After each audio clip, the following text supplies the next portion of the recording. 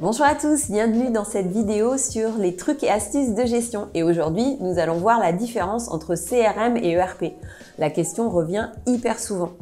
Souvent, la limite n'est pas aussi très claire, donc ça mérite quand même de se pencher sur la question. Donc, qu'est-ce qu'un ERP? Eh bien, un ERP, désolé pour le gros mot, c'est Enterprise Resource Planning. Ok, encore un terme anglais.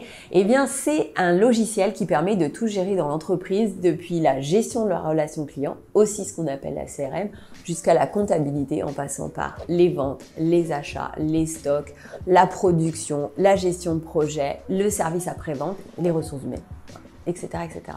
Donc, ce sont des systèmes qui ont pour but d'être intégrés et d'uniformiser le référentiel de données et d'organiser les processus de l'entreprise.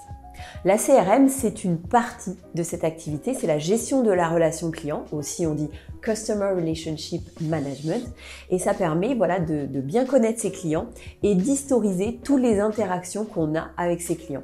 Ça permet aussi d'alimenter des actions marketing et communication. Ce qui est très important à comprendre et pourquoi c'est pas si évident à la limite, c'est que les logiciels de CRM ont tendance à rajouter des fonctionnalités qui tendent vers les ERP. C'est-à-dire qu'il y a des CRM qui commencent à ajouter par exemple de la gestion de la vente. Parce qu'à partir du moment où dans la CRM on a fait un devis à un client, on a tendance à avoir envie de le créer en commande et puis d'en faire une facture.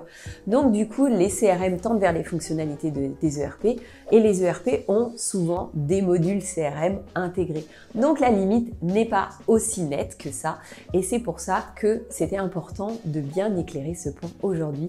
Voilà, merci beaucoup de m'avoir écouté et à très bientôt pour une autre vidéo trucs et astuces de gestion.